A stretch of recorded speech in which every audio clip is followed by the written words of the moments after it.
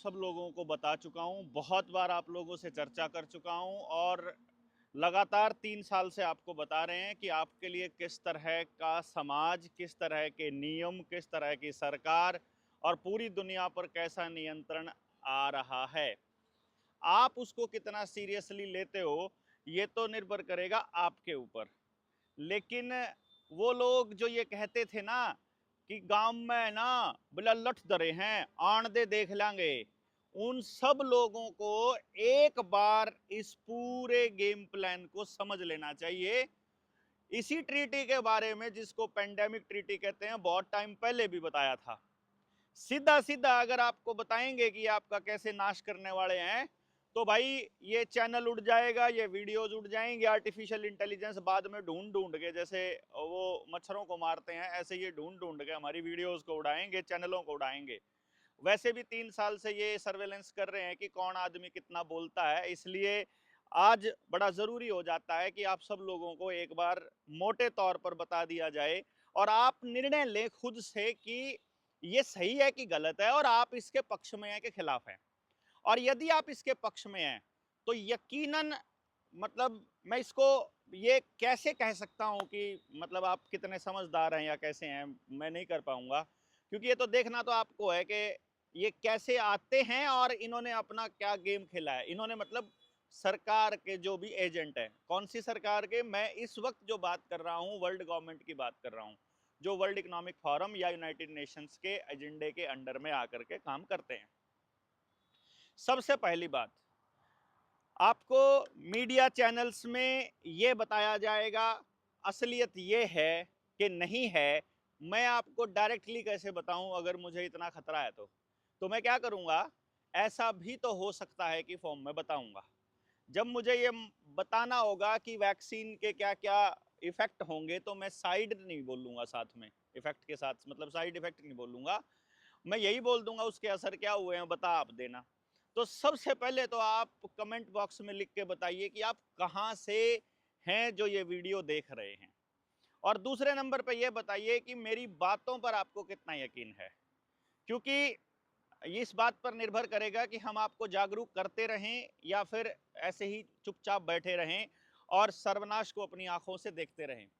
अभी इस वक्त जो हम आपसे बात कर रहे हैं वो पेंडेमिक ट्रीटी के ऊपर है कि किस तरह से आपकी ना केवल शारीरिक बल्कि सामाजिक सॉवरेनिटी के ऊपर भी आपके अटैक होने वाला है। मैं इस फ्रीडम को किस तरह से मानता हूं, जैसे पिछली बार कोरोना का दौर आया तो आप लोगों को जब बीमारी नहीं थी और कोई सिम्टम नहीं था, तो आपको किसी एक्सपर्ट ने बताया कि आप पॉजिटिव हो। आप कह रहे हो मुझे कोई लक्षण दिखाई नहीं दे रहा, आप कह रहे हो मुझे कोई बीमारी नहीं है, लेकिन फिर भी आपको जबरदस्ती मास्क पहनना पड़ा, जबरदस्ती वैक्सीन लगानी पड़ी कि आपकी इम्यूनिटी हो सकता है बढ़िया हो, लेकिन आपको लगाना पड़ेगा, क्योंकि नहीं तो आप दूसरे लोगों के अंदर फैला सकते हो। इसी तरह की चीजों का इस्तेमाल करके आपकी सॉवरेनिटी को, आपकी स्वायत्ता के ऊपर अटैक किया जा सकता है, और वो अटैक कंटिन्यूअसली होने वाला है, यही हम आपको बता रहे हैं। ये जो ये जो ट्रीटी है जिसके ऊपर साइन हुआ है अभी अभी, इसमें मैं आपको बता देता हूं कि भारत इसमें शामिल है सलाहकार के रूप में और एक बड़े एजेंडा को आगे लेके जाने वाले देश के रूप में। यानी कि बहुत जबरदस्त तरीके से मालूम है सरकार को कि अभी साइन कर दिया तो पंजाब से जो लोग उठेंगे, हरियाणा से जो लोग उठेंगे, बंगाल से जो लोग उठेंगे, वो पूरे के पूरे आकर के अगर दिल्ली में मिलने लगे तो इनकी गद्दी हिल जाएगी। इसीलिए ये चुनावों का इंतजार कर रहे हैं कि भविष्य में पंजाब और पश्चिमी बंगाल में कम से कम इन 2 स्टेट में तो बीजेपी की सरकार आ जाए। और अगर ये पूरा का पूरा गेम जियोपॉलिटिक्स अगर वर्ल्ड इकोनॉमिक फोरम खेल रहा है, तो ईवीएम का खेला अब की बार होने वाला है। अब की बार आम आदमी पार्टी के 50% से ज्यादा विधायक बीजेपी में शामिल होने वाले हैं, कांग्रेस के विधायक भी बीजेपी में शामिल होने वाले हैं।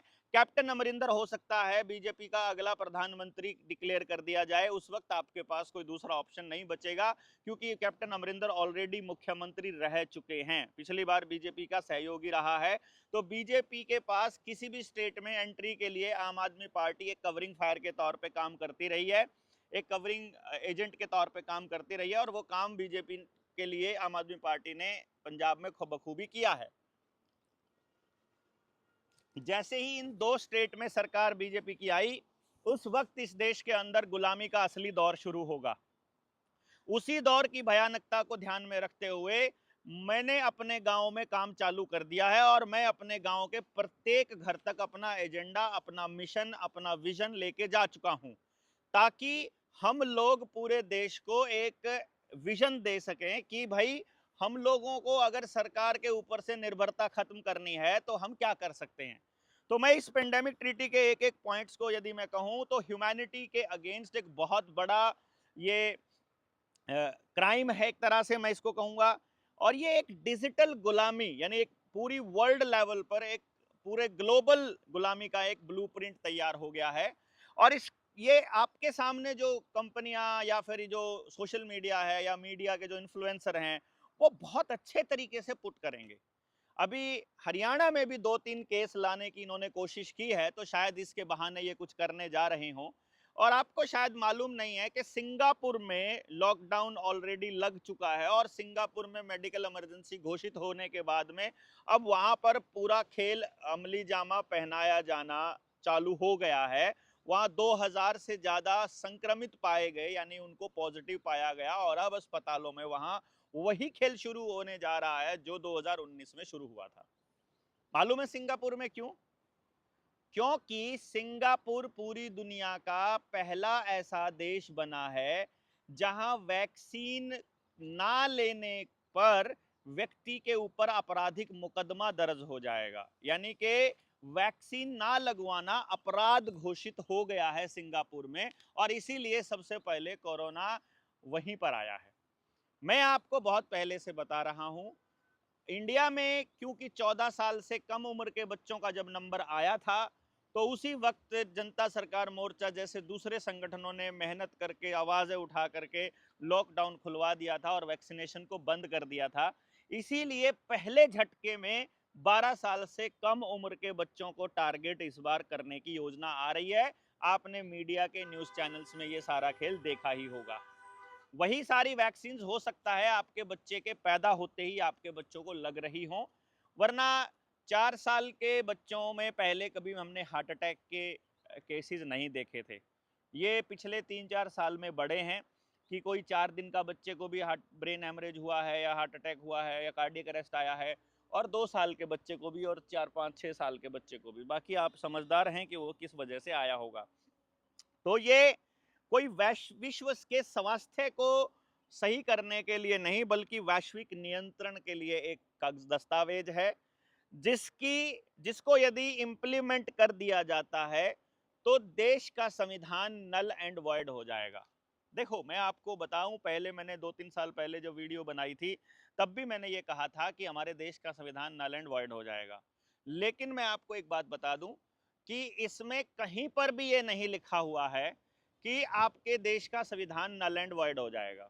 देखो कमाल की बात क्या है, क्योंकि पूरे देश में जब आपकी तनख्वाह रोकी जा रही थी, जब आपका राशन रोका जा रहा था, आपकी पेंशन रोकी जा रही थी, जब आपका मूवमेंट, आपका आना जाना रोका जा रहा था, उस वक्त भी ये आपके ऊपर जबरदस्ती कर रहे थे एसओपी के नाम पर।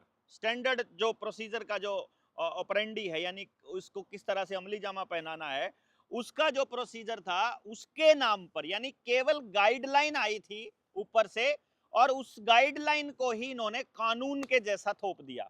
तो अगर डब्ल्यूएचओ ऐसा कानून दे दे, ऐसा मतलब आपको एक ऐसी गाइडलाइन दे दे कि आपके जो नागरिक अधिकार हैं, आपके जो इंसान होने के अधिकार हैं, उनको बाद में एक्सेस कर लेना, अभी ये बीमारी चल रही है, अभी महामारी चल रही है, अभी आपके ऊपर ये जबरदस्ती नियंत्रण आपको करना पड़ेगा, इस टाइम के लिए आप मान जाओ, 20-21 दिन आपने कोई चीज फॉलो कर ली, आप उसके आदी हो जाते हो, फिर आपको कोई फर्क नहीं पड़ता है।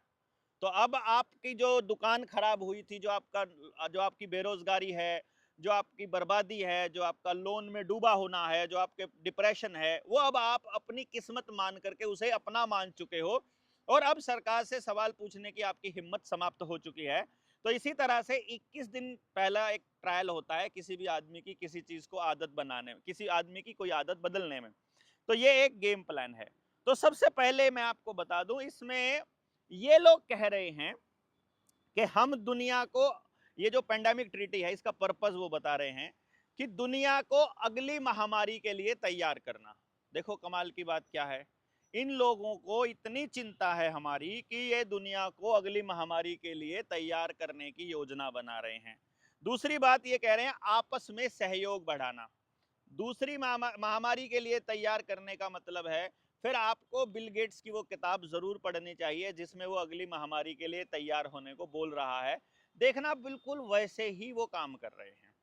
अगले नंबर पर सहयोग बढ़ाना, मतलब आपने सहयोग नहीं बढ़ाया तो आपको देशद्रोही घोषित कर दिया जाएगा।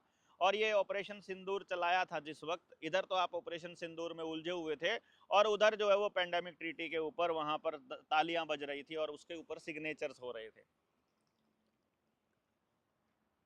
फिर वो कह रहे हैं, देखना आपको शब्दों के अंदर ही छुपी हुई गेम प्लान को समझना है।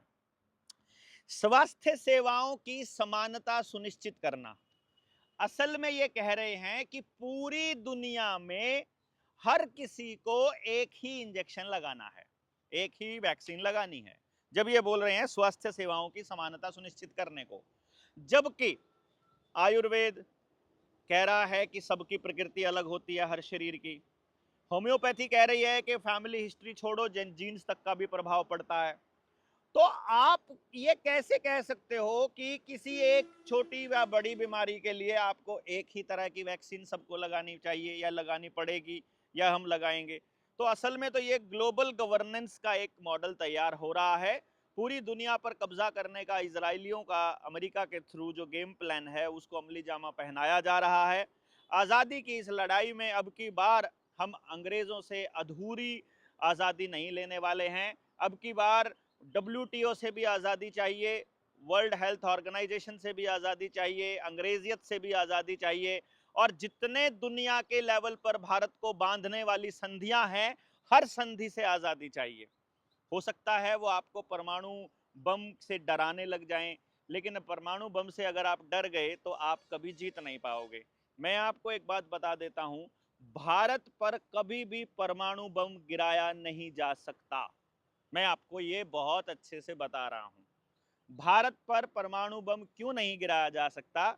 इसको समझना है यदि, तो आपको देखना होगा कि एशिया के जो दक्षिणी हिस्से पर, वहीं पर इतनी जलवायु, इतनी विविधता, इतने जो जड़ी बूटियां और इतना जंगल, ये सब कुछ मिलता है। अभी क्या है कि इन्होंने पेस्टिसाइड डाल करके हमारे जंगल खत्म कर दिए हैं। पर यदि आज हम लोग जागरूक होना शुरू करेंगे, तो आज हमने अगर पेस्टिसाइड डालना बंद कर दिया तो जड़ी बूटियां उगना अपने आप शुरू हो जाएंगी और 3 साल में हमारी धरती वापस वैसी हो जाएगी कि हम गोवंश से दोबारा से, यानी बैल से हम लोग खेती करने लायक हो जाएंगे। यानी आपका जो सब्र है वो 3 साल का है और जो ये पेंडेमिक ट्रीटी को अमली जामा पहनाना है वो 2 साल का है। मैं आपको ये 2 साल इसलिए बता रहा हूं क्योंकि 2 साल में ये चुनाव भी हो चुके होंगे। इधर से पश्चिमी बंगाल का चुनाव मान लेते हैं कि दोबारा से ममता बनर्जी जीत गई और ईवीएम का खेल इनका फेल हो गया, तो उस वक्त के लिए फिर ये वहां पर हिंदू मुसलमान के दंगे या रोहिंग्या के दंगे करवा करके राष्ट्रपति शासन लागू कर देंगे। इसी तरह से पंजाब में भी इनका जो प्लान बी है वो राष्ट्रपति शासन है। जैसे मणिपुर में अभी राष्ट्रपति शासन चल रहा है, जैसे JNK में राष्ट्रपति शासन लगा देंगे। और इसी तरह से दूसरी जगह पर भी ये जहां जहां इनकी सरकार नहीं है वहां राष्ट्रपति शासन लागू हो जाएगा। राष्ट्रपति आपको पता ही है कितने दिमाग वाली है, वो तो आप समझते ही हैं। और बाकी जगह पर जो है वो मतलब इनकी सरकार है ही है। तो एक तरह से पूरी दुनिया में सरकार इनकी बन जाएगी। पुलिस के नाम पर स्पेशल टास्क फोर्स ऑलरेडी ये बनाने की तैयारी कर रहे हैं। भारतीय न्याय संहिता में इन्होंने एक जो अभी सिविल डिफेंस के नाम पर जो फार्म लिए थे इन्होंने सेना में भर्ती होने वाले, वो गांव में से किसी का भी कार्ड बनाकर वो पुलिस का मुखबिर उसको साबित कर, वो कह देंगे गांव के जो सबसे गुंडे लुच्चे बदमाश लोग हैं उनको ये पुलिस के साथ अटैच कर देंगे कि ये लोग अगर गांव में कोई हिला तो इनके ऊपर तुमने अटैक किया तो सरकार पे अटैक माना जाएगा। तो भारत सरकार यानी हमको दोबारा से अपने अधिकारों को वापस लेने की दिशा में इसके ऊपर काम करना पड़ेगा। तो मैं आपको ये इसलिए बता रहा हूँ 2 साल का समय, क्योंकि वर्ल्ड इकोनॉमिक फोरम और WHO ने भी 2 साल का समय दिया है इसके लिए। और 2 साल का समय ही भारत के अंदर बाकी की सरकारों का और चुनाव होने का रह जाएगा। और 2 साल में ही ये सारा का सारा अगले चुनाव जो सरपंची के चुनाव हैं वो भी अपने हरियाणा में 2 साल के बाद ही हैं। तो ये सारा का सारा प्लान इस तरह से अमली जामा पहनाया जाना है कि भैया इस 2 साल के गेम में कंट्रोल करने का रास्ता तय कर लो। तो आपके पास अपना संगठन बनाने का, अपने गांव को तैयार करने का, घर घर जाने का जो समय है वही 2 साल है। तो अब आप इसको किस तरह से इस्तेमाल करेंगे ये तो निर्भर करेगा आपके ऊपर। फिलहाल मैं आपको इसके कुछ पॉइंट्स बता देता हूं कि ये किस तरह से लेकर के जाएगा आगे, और ये जो मीडिया चैनल है ये कैसे बताएंगे और असलियत इसकी क्या है, मैं दोनों चीजें आपके सामने रख देता हूं। सबसे पहले इसके अंदर जो बहुत बड़ा रोल रहेगा वो डिजिटल हेल्थ सर्टिफिकेट का रहेगा। यानी कि जैसे आप हेल्दी हो या नहीं ये आप नहीं बता पाओगे, आपका लोकल डॉक्टर नहीं कहेगा कि ये हेल्दी है, ये ठीक ठाक है, आप अपने बच्चे को नहीं कह सकते कि ये ठीक ठाक है, बल्कि एक आदमी आएगा वो आपका टेस्ट करेगा और वो बताएगा कि आप हेल्दी हो या नहीं हो। यानी कि वो जो डिजिटल आईडी है वो बनेगी। तो आपका हेल्थ रिकॉर्ड रखा जाएगा बचपन से लेकर के, फिर आपका वैक्सीन का स्टेटस देखा जाएगा कि आपने वैक्सीन ली हुई है कि नहीं ली हुई है। वो पिछली बार आपने देखा ही था कि 3 महीने के बाद आपको दोबारा से वैक्सीन लेनी पड़ेगी, नहीं ली है तो आपका नंबर कट जाएगा। आप मतलब आप जो है, क्योंकि अभी तो सारा का सारा ग्लोबल चल रहा है ना कि कौन सा बैच आपको देना है फिलहाल, तो कुछ लोगों को पहला बैच दे देंगे अभी, कुछ लोगों को दे देंगे आगे 2-6 महीने बाद, कुछ लोगों को आगे दे देंगे, वो मैं आपको बताऊंगा ये पूरा खेल। फिर मेडिकल हिस्ट्री पूरी देखी जाएगी, ब्लड का डेटा, डीएनए का सैंपल और आपकी मेंटल हेल्थ, सारी चीजें जो हैं वो उस आईडी कार्ड के अंदर मेंशन होंगी। और जो वैक्सीन का कोड है वो बताएगा कि आप विदेश जा सकते हैं कि नहीं जा सकते हैं। यानी कि आप वैक्सीनेटेड काउंट हो रहे हो तो आप विदेश में जा पाओगे, आपकी टिकट होगी, एयर टिकट, नहीं तो नहीं होगी। लेकिन अभी तो कह रहे थे कि आप किसान की फसल को भी बाहर तक लेके जाना है, इसलिए हिसार का एयरपोर्ट बना है, मोगली जी जब यहाँ आए थे। चलो बाकी बताएंगे, आपका बच्चा स्कूल में पढ़ सकता है कि नहीं पढ़ सकता है ये भी आपका वैक्सीन का स्टेटस ही बताएगा। अब इसमें आप बता दीजिए आपके अधिकार जो हैं वो एक वैक्सीन का कोड बताएगा, तो आपके अधिकार सस्पेंड हो जाएंगे यदि इस ट्रीटी को पूरी तरह से आप मान लोगे तो। भक्तों को मैं बता देता हूं भाई, जो वैक्सीन से आपके पक्के इलाज करने का जो मोदी जी ने एक सर्टिफिकेट बनवाया था जिसके ऊपर पहले आपकी उसकी खुद की फोटो लगती थी और अब उसने फोटो हटवा दी थी, वो आप खेल समझिए आप लोगों को क्या लगता है। आप लोग तो अंधभक्त होना, आप लोग तो आरएसएस से होना, आप लोग तो बीजेपी से होना, जो है मतलब मैं उनकी बात कह रहा हूँ, वो तो एक बार देख लो कि आपके घरों की क्या हालत है। आप आपका रोजगार, आपका जो बीमारी का हालत है वो सही है कि किस तरह से चल रहा है। बाकी आपको नहीं समझ में आ रहा है तो कोई बात नहीं। इसमें जो दूसरा पॉइंट आ रहा है वो है मैंडेटरी मेजर्स लेने का। मतलब कुछ चीजें आपको लेनी ही पड़ेंगी। जैसे वो कह रहे हैं कि यदि आपने वैक्सीन नहीं लिया है तो आप घर से बाहर नहीं निकल सकते, यदि आपने मास्क नहीं लगाया है तो आपका चालान कटेगा, यदि आपने आरटीपीसीआर टेस्ट नहीं करवाया है तो आप एक जिले की बाउंड्री छोड़कर दूसरे जिले में एंटर नहीं कर सकते। यानी आपकी मर्जी हो या ना हो, आपको एक तरह से टेस्टिंग के लिए तो वो रखेंगे ही रखेंगे।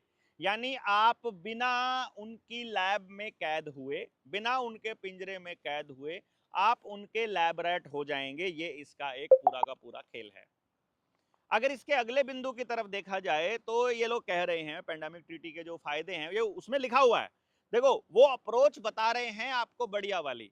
जैसे कि मान लो यहाँ पर कहेंगे कि भाई पूरे देश में ना फैले इसलिए इनको लगाना जरूरी है, इसलिए इनको वैक्सीन लगाना जरूरी है, चलो इनको मास्क लगाना भी जरूरी है। वो सब तो पहले आप देख चुके हो, सब कुछ आप पहले देख चुके हो। ज्यादा से ज्यादा लोगों तक पहुंचाना आपकी जिम्मेदारी है इस वीडियो को, वरना फिर से हम उसी तरह से रह जाएंगे। करोड़ों लोगों तक ये वीडियो पहुंचनी चाहिए।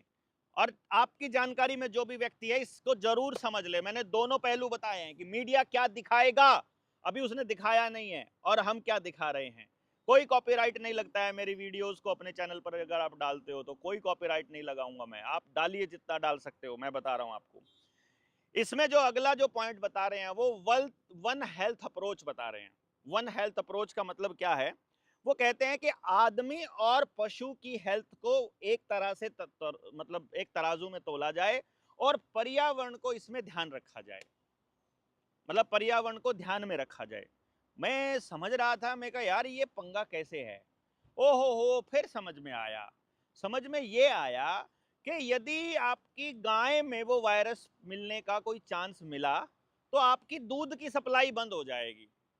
यदि आपके खेत में फसल थी खड़ी थी और मुझे बताया उन्होंने कि भाई देवेंद्र उधर आपके खेत में ऐसे ही जैसे वीडियो बना रहा था, तो आपकी लोकेशन ने बता दिया कि आप वहां पर थे, आपकी ट्रैवल हिस्ट्री ने बताया कि आप उस खेत के आसपास थे, तो उस खेत में वायरस होने के चांस हैं, तो उस खेत का अनाज कोई नहीं खा पाएगा या फिर उस खेत में हो सकता है उस खेत को आग लगा दी जाए।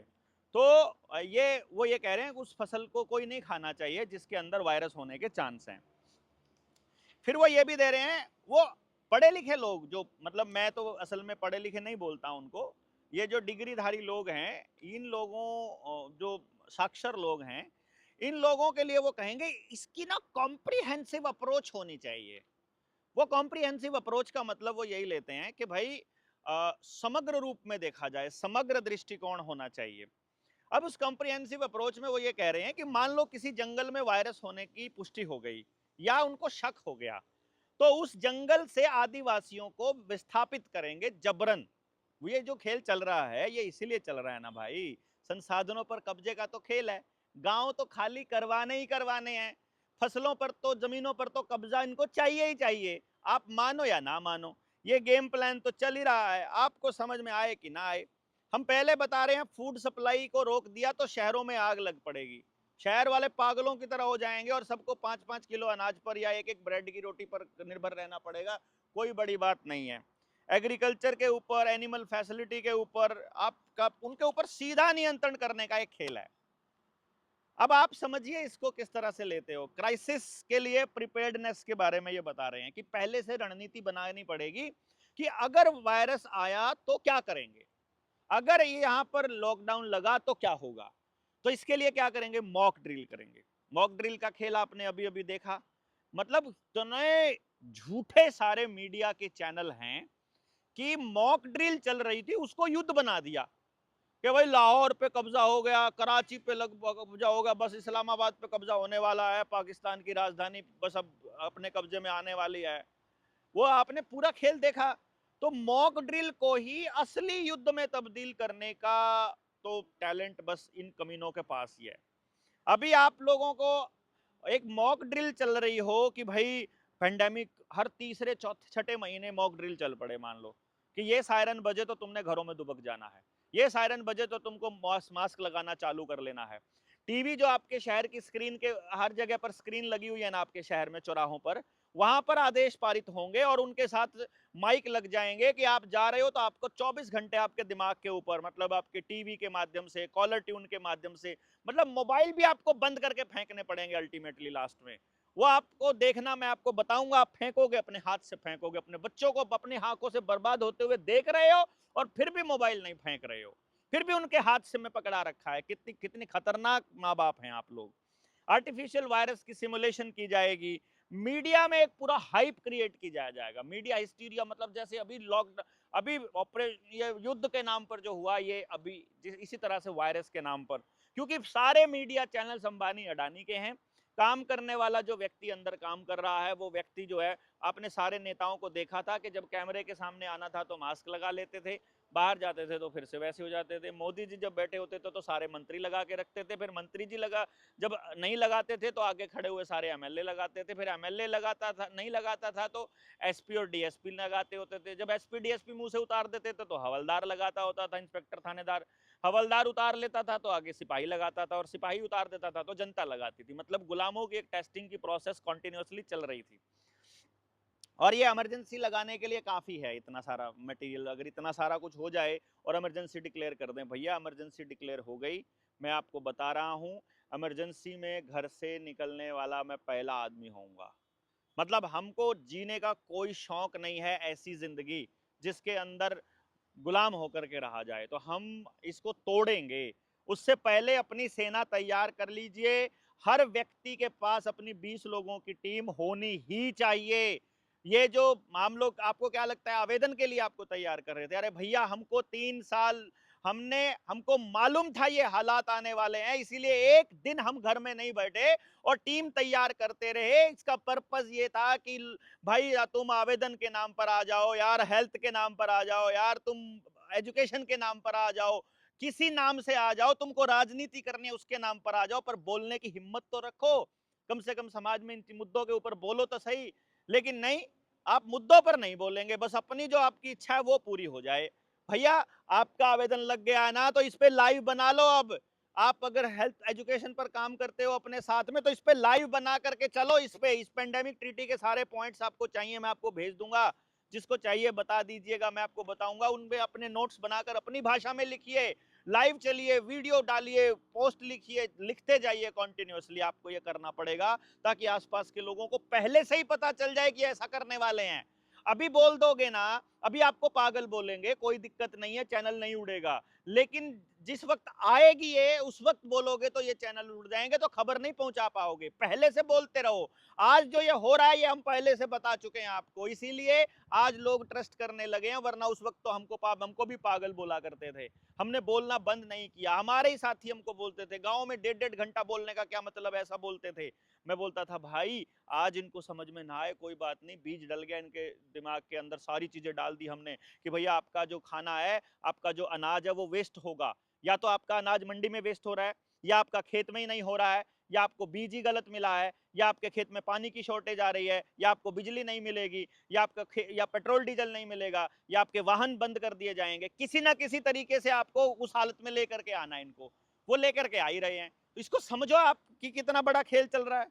तो इसलिए अगला फॉल है इंफोडेमिक मैनेजमेंट। इंफोडेमिक मैनेजमेंट का मतलब है कि इंफॉर्मेशन को मैनेज कर लेंगे। जैसे हम जैसे लोग जो बोल रहे हैं उसको बोलेंगे मिस इन्फॉर्मेशन फैला रहा है।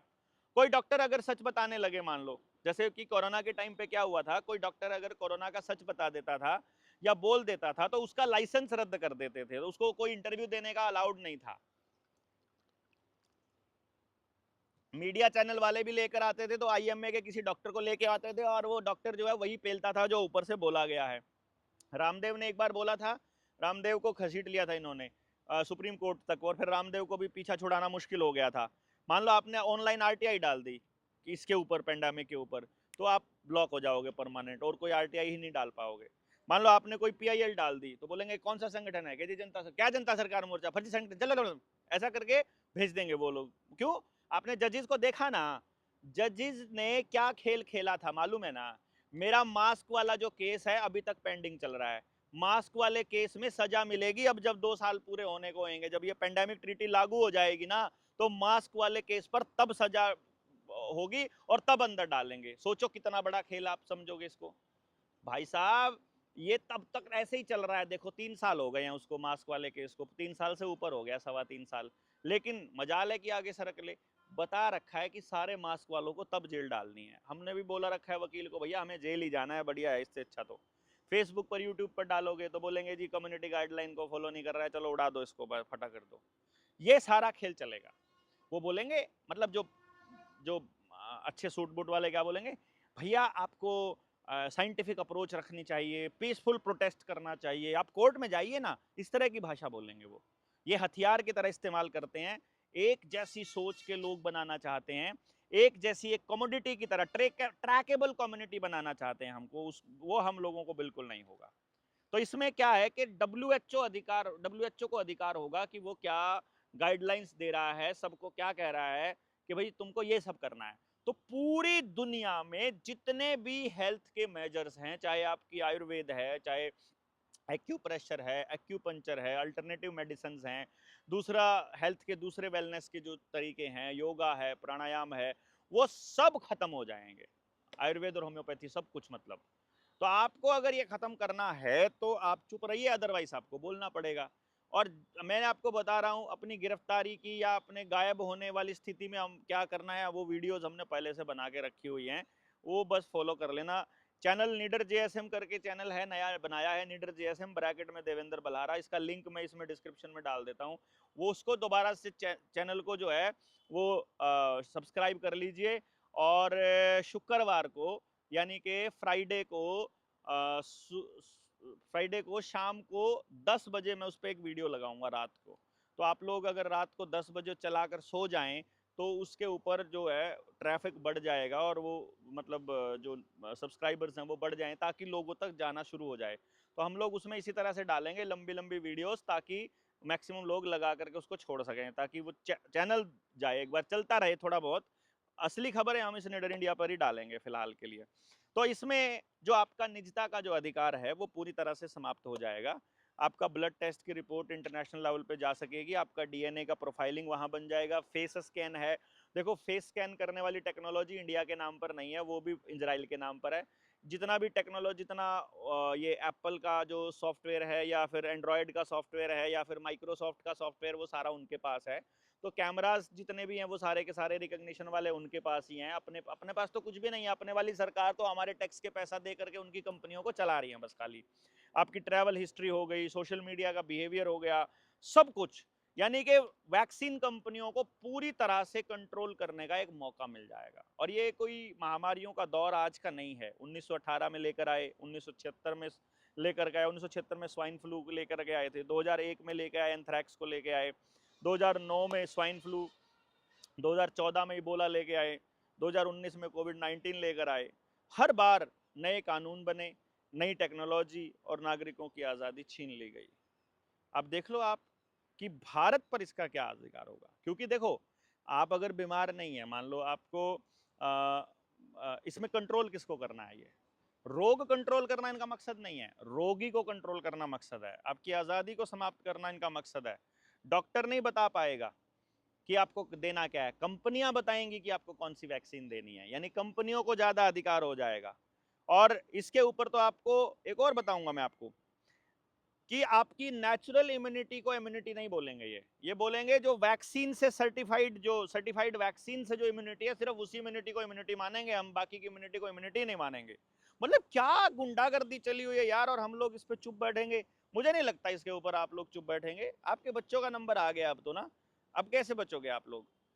मतलब कुछ लोग बकवास कर रहे थे ना, ये आपको डरा रहा है, डरा रहा है, डरा रहा है। अरे डरा नहीं रहा हूं, मैं बता रहा हूं भैया, ये लोग ले आए हैं। आपके पास ऑप्शन नहीं है विरोध करने के अलावा। अरे किसी फॉर्म में कर लीजिए, जरूरी थोड़ा है आपको मेरा विरोध करना। जो जिसका करना है उसका कीजिए भाई।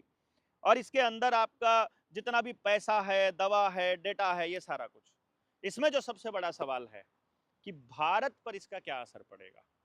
देखो भाई, भारत के लोगों ने यदि 5 किलो अनाज के लिए सरेंडर कर दिया, तो उनके बच्चों को तो ये लोग ही कंट्रोल करेंगे फिर। और मैं नहीं समझता हूँ कि भारत इसके अंदर इस वक्त लड़ने की पोजीशन में कोई नेता, कोई उद्योगपति या कोई एनजीओ या कोई संगठन या कोई पॉलिटिकल पार्टी इस टाइम पे है। आप बताओ, अवेकन इंडिया मूवमेंट एकमात्र ऐसा संगठन है जो इस पूरे गेम प्लान में शामिल है। लेकिन अवेकन इंडिया मूवमेंट में कुछ साथी जो हैं वो कहते हैं कि नहीं, हम सिर्फ इस पर कागजी कार्रवाई करेंगे, हम लोग आपके रुपए के मसले पर आपके साथ नहीं है। बिना समझे आप उस मसले को छोड़ रहे हो। हम आपके साथ हर मसले पर हैं जहां भी आप सरकार की किसी नीति का विरोध कर रहे हैं। आप हमारे साथ किस तरह से नहीं हो बताइए?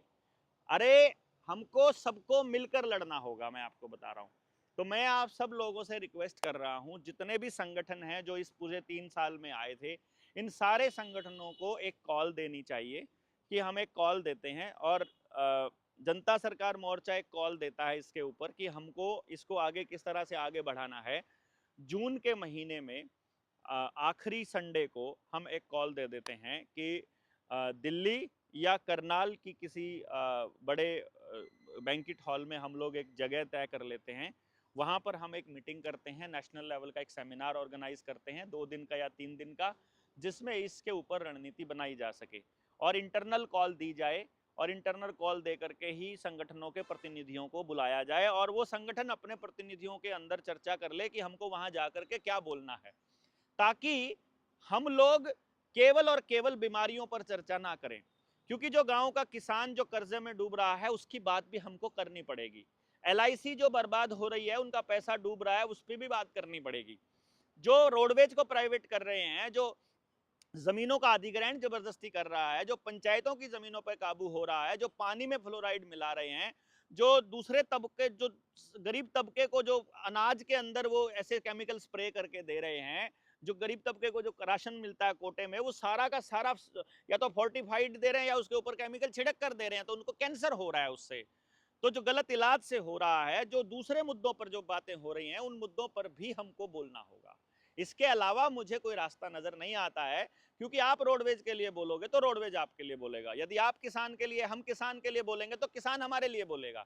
किसान के प्लेटफॉर्म पर जाकर जब हम ये वाले मुद्दे बताते हैं तो किसानों को समझ में आता है, और किसान हमारे साथ होते हैं। जब लॉकडाउन लगा था और उस टाइम पे जब हम वहां पर चंडीगढ़ में गिरफ्तार हुए थे, तो कितने सारे किसान नेता वो लोग वहीं पर उसमें शामिल थे, जो पहले किसान आंदोलन में सक्रिय थे, उस वक्त भी, मौजूदा हाल में, उस टाइम पर भी। तो मैं ये कह रहा हूं कि हम सब लोगों को, चाहे आप किसी भी फॉर्म में जो भी लड़ने वाले लोग हैं, हो सकता है कि हमारे आपके मुद्दे अलग अलग हों, हमारी सोचने का, काम करने का तरीका अलग अलग हो, लेकिन इन पर तो हमको मिलकर के एक बार तो कोई ना कोई एक चर्चा का एक अभियान शुरू करना चाहिए, क्योंकि अब चर्चा का समय आया है।